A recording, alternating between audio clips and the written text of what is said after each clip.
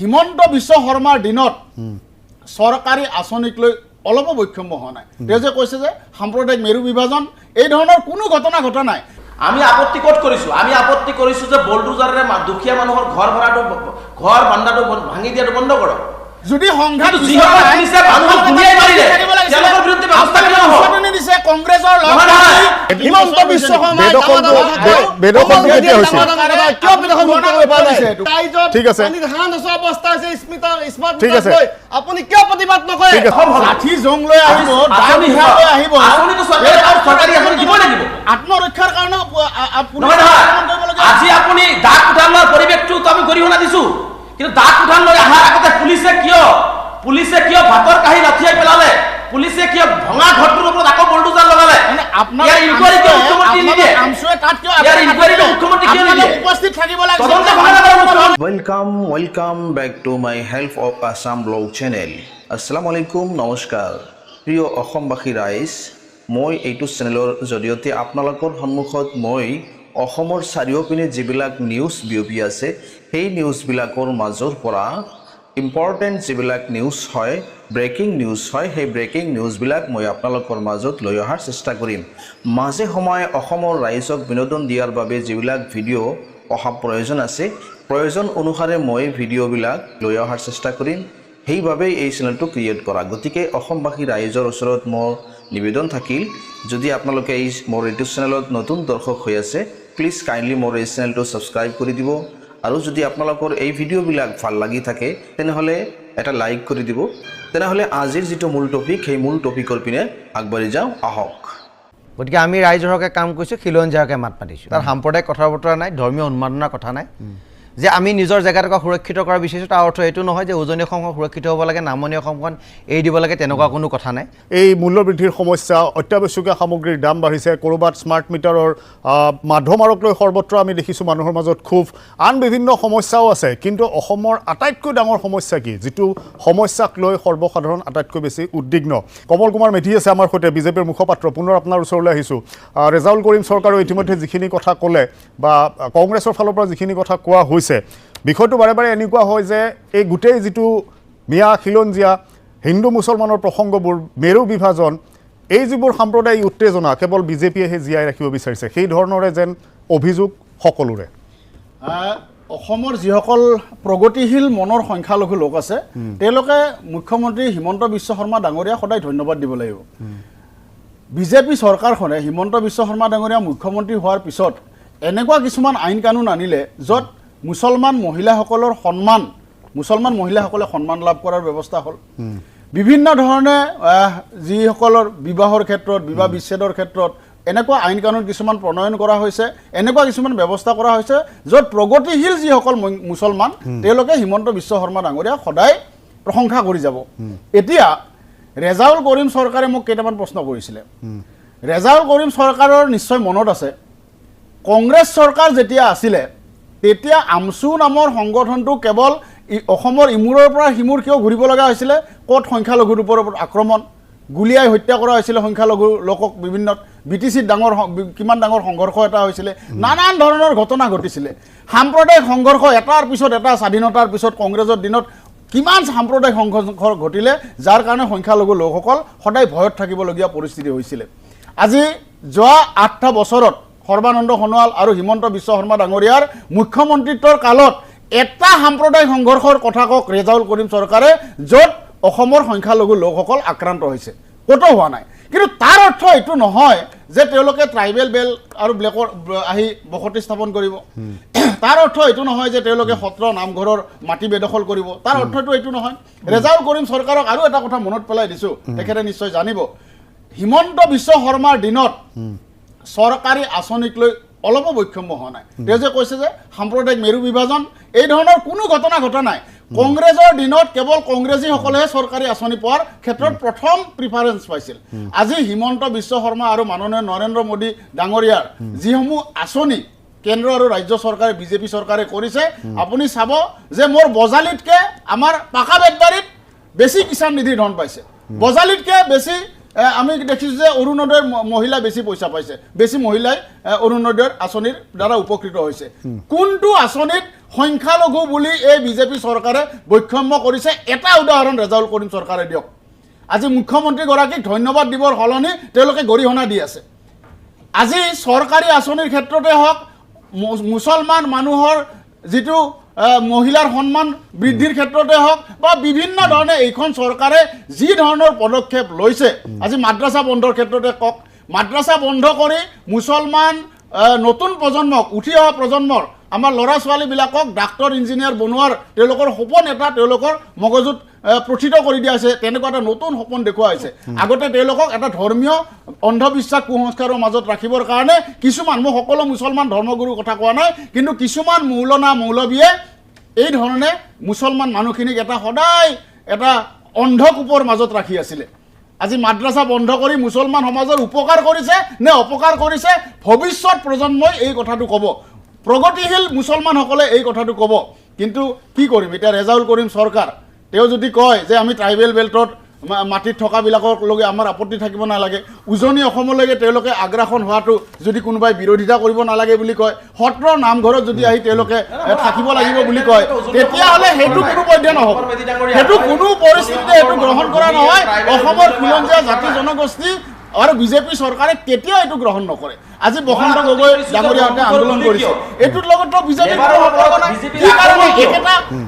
তেওঁলোকে আশংকাত ভুগিছে, উজনিৰ মানুহখিনিও আশংকাত ভুগিছে।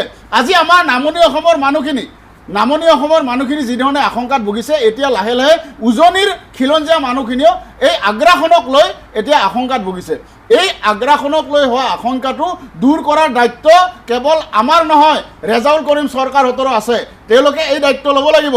মই এটা কথা কওঁ, আজি যে আমচু সংখ্যালঘু ছাত্ৰ সন্থা, চাব দে, সংখ্যালঘু ছাত্ৰ সন্থা, সংখ্যালঘু মানে কেৱল মিয়া মুছলমান নহয়, এই সংখ্যালঘু ছাত্ৰ সন্থা মানে ইয়াত শিখ, জৈন, খ্ৰীষ্টিয়ান যিসকল অসমৰ সংখ্যালঘু, ভাষিক সংখ্যালঘু, তেওঁলোকৰ ইয়াত থাকিব লাগিছিলে। কিন্তু এজন নেতাৰ কথা কওক, হয় আপোনালোকৰ এজন ছেক্ৰেটাৰী মৰিগাঁৱত, তেওঁক চিনি পাওঁ, তেওঁ খিলঞ্জীয়া মুছলমানৰ প্ৰতিনিধি।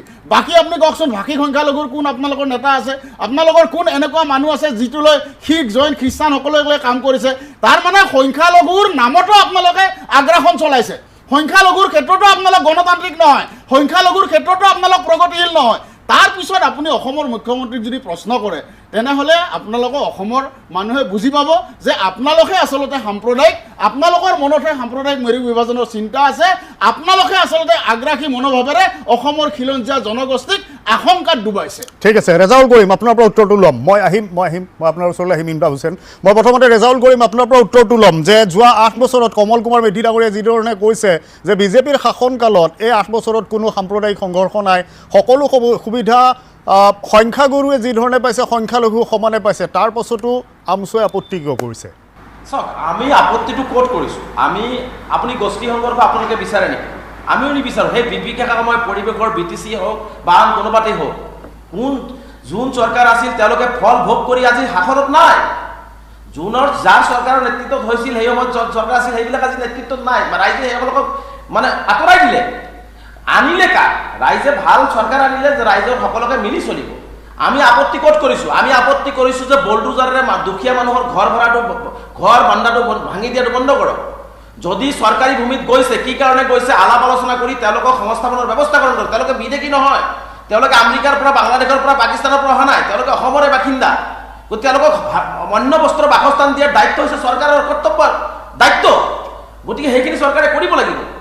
আজি যদি সদায় মানুহক গুলিয়াই মাৰিব, সদায় ৰাতি মানুহক কেতিয়া তেওঁৰ ঘৰটো ভাঙি দিব, বল্ডুজাৰ আহিব,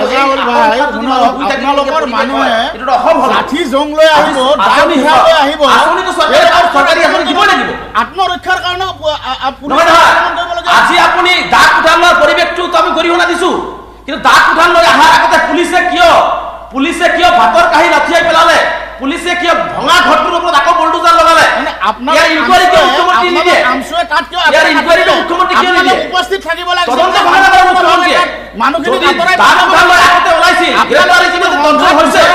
যদি সংঘাত দিছে কংগ্ৰেছৰ আপুনি চলাটো বদলাই, আপুনি বিভিন্ন চহৰ অঞ্চল গৈছে, আপুনি নাছিল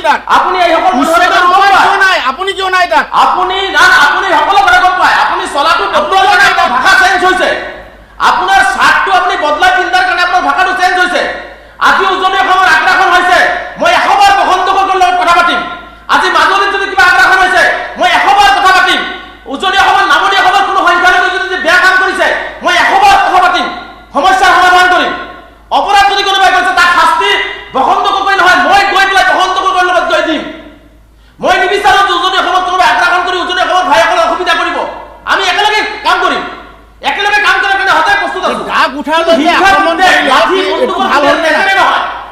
ঠিক আছে, ঠিক আছে। এইটো ভাল হৈছে নে? ঠিক আছে। আলোচনাৰ জৰিয়তে হ'ব ঠিক আছে। সমস্যাৰ সমাধান। ঠিক আছে, আলোচনাৰ জৰিয়তে সমস্যাৰ সমাধান হ'ব লাগিব। ঠিক আছে। আলোচনাৰ মাজেৰে সমস্যা আপুনি যদি কাজিয়া কৰি হিংসা কৰি আলোচনাৰ মাজেৰে সমাধান হ'ব লাগে। এই যিবিলাক সাম্প্ৰদায়িক মেৰু বিভাজন এইবোৰ শেষ হ'ব লাগে। মই ইমদাদ হুছেইন কংগ্ৰেছৰ বিৰুদ্ধে বহু অভিযোগ আছে। ইতিমধ্যে কমল কুমাৰ মেধিও কৈছে যে আমছৈও কংগ্ৰেছৰ কথা মতে এই ধৰণৰ কাম কৰে বুলি। প্ৰথমতে এটা মই মুখ্যমন্ত্ৰী ডাঙৰীয়াক এটা প্ৰত্যাহ্বান জনাব বিচাৰিছোঁ আৰু কমল মেধি ডাঙৰীয়া আছে। প্ৰথমতেই মই ক'ম যে বেদখল মুক্ত হৈছে, আমি এইটো সমৰ্থন কৰিম। কিন্তু চাওক আজি অসমৰ মুখ্যমন্ত্ৰী কোন? হিমন্ত বিশ্ব শৰ্মা ডাঙৰীয়া। নেডাই আহ্বায়ক কোন? হিমন্ত বিশ্ব শৰ্মা ডাঙৰীয়া। দিল্লীত কাৰ চৰকাৰ? বিজেপি চৰকাৰ। কিন্তু আজি অসমৰ মাটি অৰুণাচলে কিমান বেদখল কৰিছে? 16,144 হেক্টৰ মাটি অৰুণাচলে বেদখল কৰি আছে। নাগালেণ্ডত 69,490 হেক্টৰ মাটি নাগালেণ্ডে বেদখল কৰি আছে। মেঘালয়ত 3,441 হেক্টৰ মাটি বেদখল কৰি আছে। মিজোৰামত 33,675 হেক্টৰ মাটি দখল কৰি আছে। অৰ্থাৎ এই হিমন্ত বিশ্ব শৰ্মাই ডাঙৰ কথা কয়, উচ্ছেদৰ কথা কয়। আজি 92,750 হেক্টৰ মাটি বেদখল কৰাৰ পিছত বেদখল কৰিব পৰা নাই। হিমন্ত বিশ্ব শৰ্মাই ডাঙৰ কথা কয়, কিয় বেদখল মুক্ত কৰিব পৰা নাই?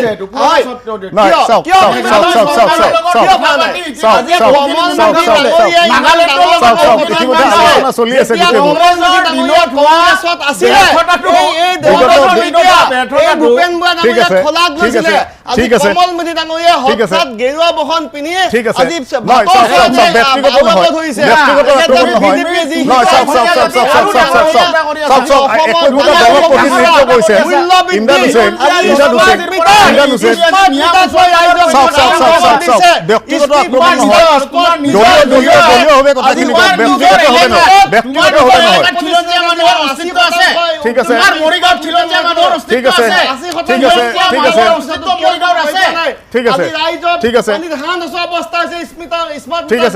আপুনি কিয় প্ৰতিবাদ নকৰে?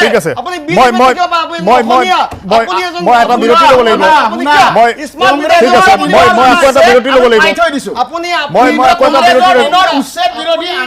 বিৰতি ল'ম। কমল কুমাৰ মেধি, ইমদাদ হুছেইন, কমল কুমাৰ মেধি, মই এটা আকৌ বিৰতি ল'ম। দুইজনক মই ৰখাইছো, আকৌ এটা বিৰতি ল'ম। বহু বিষয় আছে, কিন্তু তাৰ মাজত এতিয়া বিষয় কেৱল সকলোৰে নেতাৰ মুখে বিষয় এটাই হৈছে মিয়া খিলঞ্জীয়া। আৰু যেতিয়াই বিষয়টো আহে শাসক বিৰোধী তাত সৰ্বশক্তিৰে জঁপিয়াই পৰে। তাৰ মাজতে দল সংগঠনবিলাকৰ ফালৰ পৰাও যি ধৰণৰ মন্তব্য কিছুমান আহে, সকলোৱে দৰাচলতে ভাবিবলৈ বাধ্য হৈছে বা এয়াই সত্য নেকি, এই ধাৰণাই সকলোৰ মনলৈ আহিছে যে এতিয়া অসমত আটাইতকৈ ডাঙৰ যদি সমস্যা আছে এইটোৱে। মই আকৌ এবাৰ আহিব বিচাৰিছোঁ বসন্ত গগৈৰ ওচৰলৈ। বসন্ত গগৈ, 30 সংগঠনৰ স্থিতিক লৈ বাৰে প্ৰশ্ন উঠে। মই আকৌ এই বিষয়টো জানিব বিচাৰিছোঁ আপোনাৰ পৰা। কেইমুহূৰ্তমানৰ পূৰ্বে ৰেজাউল কৰিম চৰকাৰে এই কথা কৈছে যে মুখ্যমন্ত্ৰীয়ে যিটো এটা মন্তব্য দিছিল, বিশেষকৈ মিয়াসকলৰ নিৰাপত্তাৰ দায়িত্ব উজনিত লোৱা নহয়। 30 সংগঠনক বাৰে তাত সাঙুৰি অনা হয়। 30 সংগঠনে দৰাচলতে বিচাৰে কি বিচাৰিছে, কি ধৰণৰ স্থিতি থাকিব অনাগত সময়লৈকে? চাওক, 30 সংগঠন হৈছে এটা প্ৰেছাৰ গ্ৰুপ, এটা অৰাজনৈতিক ছাত্ৰ সংগঠন। গতিকে আমি ৰাইজৰ হকে কাম কৰিছোঁ, খিলঞ্জীয়াৰ হকে মাত মাতিছোঁ। তাত জনগোষ্ঠীয় চিন্তা চেতনাৰ কথা নাই, তাত সাম্প্ৰদায়িক কথা বতৰা নাই, ধৰ্মীয় উন্মাদনাৰ কথা নাই। যে আমি নিজৰ জেগাটোক সুৰক্ষিত কৰা বিচাৰিছোঁ তাৰ অৰ্থ এইটো নহয় যে উজনি অসমখন সুৰক্ষিত হ'ব লাগে, নামনি অসমখন এৰি দিব লাগে, তেনেকুৱা কোনো কথা নাই। আমি সামগ্ৰিকভাৱে গোটেই অসমখন সুৰক্ষিত হোৱাৰ কথা বিচাৰিছোঁ। আৰু সেইকাৰণে আমি কৈছোঁ যে খিলঞ্জীয়াৰ ওচৰত ভূমি অধিকাৰ থাকিব লাগে, সেইটো আমাৰ মেইন দাবী। এই ধাৰণাটোৱে মই মাজত ৰখাইছোঁ আপোনাক যে খিলঞ্জীয়া বুলি কোৱাৰ লগে লগে যে মানুহৰ মাজত এটা এনে ধাৰণা হৈছে যে কেৱল উজনি অসম সুৰক্ষাতহে 30 সংগঠন ব্যস্ত, নামনি যি হয় তাকেই হ'ব। নাই, এই ধৰণৰ এটা চিন্তা তেনেকুৱা চিন্তাধাৰা আমি আগবঢ়া নাই। সেই চিন্তাধাৰা মানুহৰ মাজত কোনোবাই নহয় কোনোবাই বিয়পাই দিছে। যিহেতু 30টা সংগঠন কেৱল উজনি অসমৰ স্বাৰ্থতে কাম কৰিছে, নামনি অসমৰ স্বাৰ্থত আমি কাম কৰা নাই। আমি সামগ্ৰিকভাৱে গোটেই অসমৰ স্বাৰ্থতে আমি কাম কৰিছোঁ। আমি কৈছোঁ যে খিলঞ্জীয়াৰ অধিকাৰ ৰক্ষা হ'ব লাগে, সকলোবিলাক অধিকাৰ খিলঞ্জীয়াৰ ওচৰত থাকিব লাগে, আমি সেই কথা কৈছোঁ। আনকি আমি এইটো কথাও কৈছোঁ যে অসম বিধানসভাখন খিলঞ্জীয়াৰ কাৰণে সুৰক্ষিত হ'ব লাগে। অনাগত 20 বছৰ বা 30 বছৰ পাছত অসমৰ খিলঞ্জীয়া মনৰ মুখ্যমন্ত্ৰী হ'ব নাই, তাক লৈ যিটো প্ৰশ্নবোধক চিন আহিছে, তাক লৈ আমি উদ্বেগ প্ৰকাশ কৰিছোঁ। অসমৰ মুখ্যমন্ত্ৰী খিলঞ্জীয়া মনৰ মানুহ হ'ব লাগে, এই কথা বতৰাবিলাক আমি কৈছোঁ।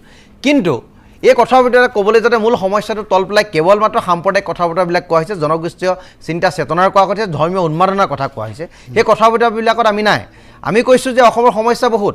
আজি আপুনি চাওক, যে 11,000 পৰীক্ষাৰ্থী এটা 11,000 চাকৰিৰ কাৰণে পৰীক্ষা দিবলৈ গৈছে আৰু তাৰ 12 লাখৰ ওপৰত কেণ্ডিডেট হৈছে মানে নিবনুৱা সমস্যাই কিমান ভয়াৱহ ধাৰণ কৰিছে অসমৰ সম্পদৰ ওপৰত যিটো অধিকাৰ অসমীয়াৰ কমি গৈছে গতিকে সেই সম্পদৰ ওপৰত অধিকাৰবিলাকৰ প্ৰশ্নবিলাক নাহে ভূমি অধিকাৰৰ ক্ষেত্ৰত সেই প্ৰশ্নবিলাক মানুহৰ নাহে আৰু অৰ্থনৈতিকভাৱে স্বাৱলম্বিতা হোৱাৰ দিশবিলাকৰ ক্ষেত্ৰত প্ৰশ্নবিলাক অহা নাই কেৱল মাত্ৰ সদনৰ ভিতৰতো আমি দেখিছোঁ যে শাসক পক্ষই যিটো কথা কয় বিৰোধী পক্ষ সেই এটা বেলেগ ধৰণৰ এটা সাম্প্ৰদায়িক কথা বতৰাবিলাকেই কৈ আছে আজি যদি বিজেপিয়ে যদি মিয়াৰ পলিটিক্স কৈছে ক'ৰবাত যদি মিয়া কথা কয় যদি ভোট বেংকৰ অংক কৈছে আৰু কাইলৈ কংগ্ৰেছক দেখিছোঁ বা বিৰোধী পক্ষই দেখিছে সেই একে কথাতে গৈ উল্টাপাকে তেখেতলোকেও ৰাজনীতিয়ে কৰি আছে কেৱল সামগ্ৰিকভাৱে অসম আৰু অসমীয়া স্বাৰ্থত কিন্তু কাম নকৰা যেন আমাৰ পৰিৱেশটো এটা এনেকুৱা যে মনত বুজায় যে এখেতলোকে যেন কেৱল ৰাজনৈতিক স্বাৰ্থতে কথাবিলাক কৈ থাকে বিধানসভাৰ যেতিয়া বিতৰ্কবিলাক চোৱা যায় তেতিয়া উন্নয়নৰ কথাবিলাক কেতিয়াবা তল পৰি যায় কেৱল মাত্ৰ সাম্প্ৰদায়িক কথা বতৰাবিলাকে বিধানসভাৰ যেতিয়া স্থান পায় তেতিয়া সৰ্বসাধাৰণ মানুহে মনতে ভাবিবলৈ বাধ্য হয় যে আমি কোনখন অসমত বসবাস কৰি আছোঁ য'ত নেকি সদনৰ পবিত্ৰ মজিয়াত মানুহবিলাকৰ আচৰণ যেতিয়া এনেকুৱা হৈ যায় কেৱল মাত্ৰ সাম্প্ৰদায়িক কথা বতৰাবিলাক হয় ধৰ্মীয় উন্মাদনাৰ মাজত যেতিয়া কথা বতৰাবিলাক থাকে আৰু কোনো এটা বিশেষ জেগাক লৈ যেতিয়া ৰাজনীতিবিলাক হৈ থাকে তেতিয়া সামগ্ৰিকভাৱে অসম আৰু অসমীয়াৰ কথা তাত তল পৰি যায় তেতিয়া মানুহবিলাকৰ মাজত প্ৰশ্ন নহা নহয় এই যে মই আপোনাক এটা কৈছোঁ এই যে মিয়া শব্দবিলাকক লৈ যে ক্ৰমান্বয়ে এটা সাম্প্ৰদায়িক বাতাবৰণ অসমত সৃষ্টি কৰিবলৈ গৈছে ইয়াৰ ফলত লাভ কাৰ হ'ব হয় কোনোবাই ৰাজনীতি কৰি পেলাই ভোট বেংকৰ স্বাৰ্থত চৰকাৰখন বনাব পাৰিব সেইটো হয় কিন্তু অনাগত সময়ত অসমৰ পৰিৱেশৰ পৰিস্থিতি ভাল হৈ থাকিবনে এখিনি মানুহৰ মাজত সন্দেহৰ বীজ ৰোপণ কৰি পেলাই অসমখন অশান্ত কৰি লাভ কাৰ হ'ব ভাতৃঘাতী সংঘৰ্ষ সৃষ্টি কৰি অসমখন কাৰোবাৰ লাভ হ'ব নি সেইটো নহয় চৰকাৰৰ দায়িত্ব আছে চৰকাৰ নৈতিক দায়িত্বৰ কৰ্তব্য আছে যে কি পৰ্যায় যদি বিদেশী আছে বিদেশী চিনাক্ত কৰি পঠিয়াই দিয়ক আমাৰ ক'বলগীয়া একো নাই কাৰণ তোমালোকক দায়িত্ব দিয়া হৈছে শুদ্ধকৈ NRC-খন তৈয়াৰ কৰিম বুলি NRC-খন তৈয়াৰ নকৰিলে 1600 কোটি টকা কোনে খাই দিলে তাৰ ওপৰত এনেকুৱা কিয় নহয় সেই কথা বতৰাবিলাক এনেকৈ হ'ব লাগে যে 51 চনটো ভিত্তিৰ প্ৰকাৰ নহয় অসমৰ কাৰণে 71 হ'ল বেদনাটো তাত হ'ল যে 20টা বছৰ অসমৰ কাৰণে বিদেশী জাপি দিয়া হ'ল দিওঁ বুলি দিয়া হ'ল লওঁ বুলি লোৱা হ'ল এই সমস্যাবিলাকৰ ক্ষেত্ৰত কোনো মাত নামাতে গতিকে NRC ক্ষেত্ৰত কোনো মাত নাই এতিয়া সমষ্টি ডিলিমিটেশ্যন হ'ল সমষ্টি ডিলিমিটেশ্যন হোৱাৰ পিছত অসমখন সুৰক্ষিত হ'বনে নহয় তাক লৈ যেতিয়া প্ৰশ্নবোধক চিন আহিছে সেই কথা বতৰাবিলাকৰ বিজ্ঞানসন্মত বা বিশ্লেষণাত্মকভাৱে আলোচনা নহয় কেৱল মাত্ৰ সাম্প্ৰদায়িক কথা বতৰাবিলাকৰ মাজত থাকি পেলানি যিটো অত্যাধিক মূল্যবৃদ্ধিৰ যিটো প্ৰসংগ যিটো আমাৰ নিবনুৱা সমস্যাৰ যিবিলাক কথা বতৰা সেই কথা বতৰাবিলাক তল পেলাই দিয়া হৈছে কেৱল মাত্ৰ মানুহবিলাকৰ মাজত সাম্প্ৰদায়িক কথা বতৰা জনগোষ্ঠীয় সংকীৰ্ণ চিন্তা চেতনা ধৰ্মীয় উন্মাদনা এই কথাবিলাকৰ মাজত যদি থৈ দিয়া হয় তেতিয়া অসম কিন্তু কেতিয়াও উন্নতিৰ দিশত আগবাঢ়ি নাযাব মই এতিয়া শেষত এটা বিষয়লৈ যাম মই কমল কুমাৰ মেধিৰ পৰা এই বিষয়টো আনিম যিহেতু তেওঁ শাসক পক্ষৰে এগৰাকী প্ৰতিনিধি শাসকীয় দলটোৰ প্ৰতিনিধি আমি এই হিন্দু মুছলমান এই প্ৰসংগবিলাকৰ পৰা গ'লোঁ এতিয়া মানুহে যে সকাহ যিটো জনতাই সকাহ বিচাৰিছে এই যিটো সামগ্ৰিকভাৱে বজাৰত এটা প্ৰভাৱ দেখা গৈছে বা স্মাৰ্ট মিটাৰ এই সমস্যাবিলাকৰ পৰা মানুহে কেতিয়া পৰিত্ৰাণ পাব তাৰ কাৰণে প্ৰচেষ্টা চলি আছে আজি যে আমি বিভিন্ন ধৰণে চৰকাৰী আঁচনিবিলাক দি মানুহক উপকৃত কৰাৰ চেষ্টা কৰিছোঁ আজি অৰুণোদয়টো আমাৰ বহুত মহানগৰীক যিবিলাক বুদ্ধিজীৱী তেওঁলোকে বুজি নাপায় কিন্তু গাঁৱৰ এগৰাকী মহিলাৰ কাৰণে 1250 টকা এটা ডাঙৰ সকাহ ঠিক তেনেদৰে চৰকাৰী আঁচনিবিলাক চাউলৰ ক্ষেত্ৰতে আমি যিকোনো চাওঁ এটা আপোনাৰ সময় কম দীঘলীয়াকৈ নকওঁ এনেকুৱা ধৰণে কিছুমান আঁচনিৰ জৰিয়তে জনতা সকাহ দিয়াৰ কথা চেষ্টা কৰি আছে তাৰ সমান্তৰালভাৱে দ্ৰব্য মূল্য কমাবৰ কাৰণে ব্যৱস্থা কৰা হৈছে আৰু এইটো আপুনি জানে দ্ৰব্য মূল্য বৃদ্ধিৰ গোটেই প্ৰক্ৰিয়াটো এনেকুৱা নহয় আজি যদি আজিৰ মুহূৰ্তত এখন যে চৰকাৰ সলনি হৈ যাব নতুন চৰকাৰখনে যে একদম কমৰ পৰা দ্ৰব্য মূল্য আৰম্ভ কৰে এনেকুৱা নহয় এইটো এটা অৰ্থনীতিৰ এটা প্ৰক্ৰিয়া হয় এইটো থাকে কিন্তু তাৰ মাজতে চৰকাৰে মূল্য বৃদ্ধিক লৈ বহুত চিৰিয়াছ আৰু চেষ্টা কৰি আছে জনতাক যাতে সকাহ দি জনতাৰ জীৱন ধাৰণ প্ৰক্ৰিয়াটো যাতে সহজ কৰিব লাগিব মই বিৰোধীকো আহ্বান জনাম বা দল সংগঠন অসমৰ সকলো সংগঠনলৈ আহ্বানে জনাম যে চৰকাৰৰ দৃষ্টিগোচৰ কৰক জনতাৰ সমস্যাৰ বিষয়ে এই যিবোৰ বিভাজনকামী কথা বতৰা এই কথা বতৰাবোৰ বন্ধ হওক মানুহৰ মাজত যি সাম্প্ৰদায়িক উত্তেজনা বিভিন্ন ধৰণৰ কথা বতৰাৰে মানুহক উত্তেজিত কৰে এই কথা বতৰাবোৰ বাদ দি সামগ্ৰিকভাৱে সৰ্বসাধাৰণৰ সকাহ সৰ্বসাধাৰণ শান্তিত থাকিবৰ বাবে কি কৰিব পাৰি সকলোৱে মিলি আলোচনা কৰক আৰু এনে বিষয়বোৰৰ পৰা আঁতৰি ফুৰক যি বিষয়ে সকলোকে উত্তেজিত কৰিব পাৰে আজিৰ অনুষ্ঠান ইয়াতে সামৰিছোঁ ধন্যবাদ